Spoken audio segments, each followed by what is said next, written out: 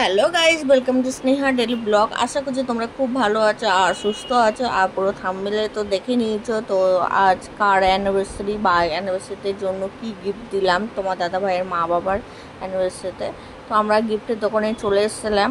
তো আমরা প্রথমে এই গিফটটা বেঁচেছিলাম। তো আরও গিফট ছিল। তো মানে গিফটটা বলতে মানে ফটো ফ্রেমের মধ্যে ছিল, আরও অনেক কিছু ছিল। তো বললো একটু লেট হবে। আর আমরা কি গিফট দিলাম, কেমন গিফট দিলাম, অবশ্যই পুরো ভিডিওটা দেখো। অবশ্যই তোমাদের সঙ্গে শেয়ার করব। একটু লেট হবে বললো। তো আমরা সামনে এক্সপো ছিল, তো আমরা এক্সপোতে চলে আসলাম ঘুরতে। যেহেতু আমি তোমাদের এর আগের দিনও দেখিয়েছিলাম বৃষ্টি পড়েছিল এক্সপোতে আসার জন্য, তো ভিজে গেছিলাম, তো আসতে পারিনি সেই টাইমে।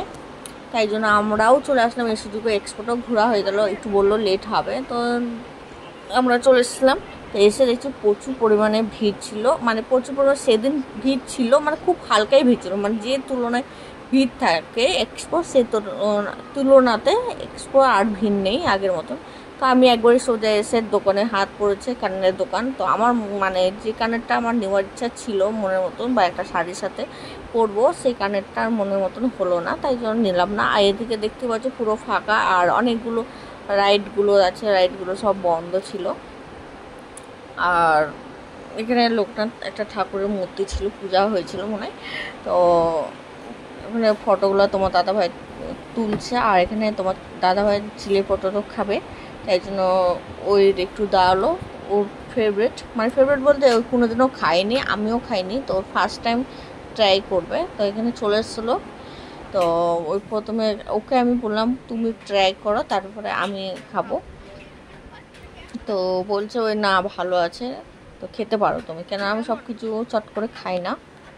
তো ওই আমাকে আবার খাইয়ে দিল।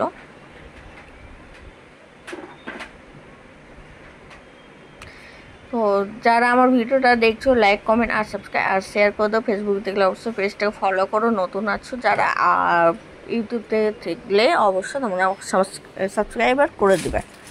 তো এখানে চপ খেতে এসেছিলাম, চপ পাইনি। তারপরে আমরা চলে এসেছিলাম ফুলের দোকানে, যেহেতু ওর মা বাবার কে ফুল দিবে, যেহেতু রাত 12টার পরে অ্যানিভার্সারিটা পড়ে যাবে, যেহেতু ছিল উল্টো রথের দিন ওদের মা বাবার অ্যানিভার্সারিটা।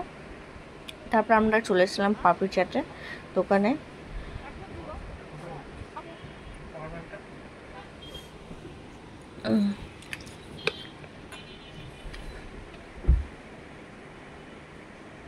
আমি এখানে বসেছিলাম, তারপর পাপড়ি চাটটা আমাকে দিয়ে দিল।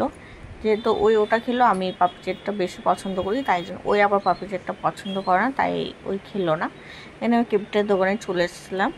তো রেডি হয়ে গেছে। তো কেমন লাগলো আমাদের গিফটটা, তো হ্যাপি অ্যানিভার্সারি লেখা আছে, আর 32তম অ্যানিভার্সারি। তো আমাদের কাছে অনেকগুলো ছবি ছিল, অনেকগুলো ছবির মধ্যে এটাই পছন্দ হলো, আর একসাথেই ছিল, তাই জন্য এটাই আমরা দিলাম। তারপরের দিন ছিল উল্টো রথ।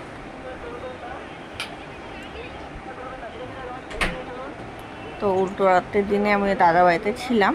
তো সামনে দিয়ে রথ যাচ্ছিল, বা আমি যেখানে ভাড়া থাকি একদম সামনাসামনি দিয়ে যাই, তো এমন কোনো ব্যাপার না। তো ভেবেছিলাম দেখা হবে না, উল্টো রথ টানাও হবে না। তো দেখছি আমরা ঘুমিয়েছিলাম, হট করে দেখছি গানের আওয়াজটা পেলাম, তো আমরা রথ টানতে চলে এসেছিলাম।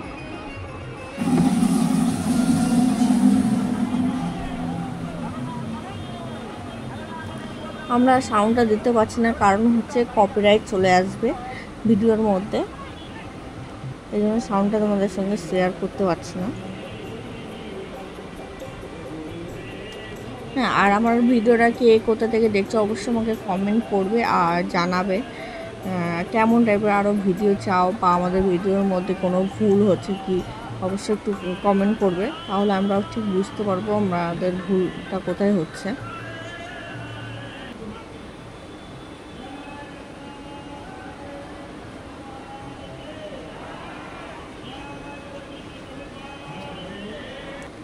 তারপরে রথ টানা হয়ে গেছে, তারপরে পাড়ার গলিতেই রথগুলো আসলো, ছোট ছোট রথ, তো ওই সবও টেনে নিয়েছিলাম, ভালো লাগছিলো। তারপরে আমরা একটু বেরিয়ে গেছিলাম বলতে আমি আর ভাস্তি একটু গেছিলাম দোকানে।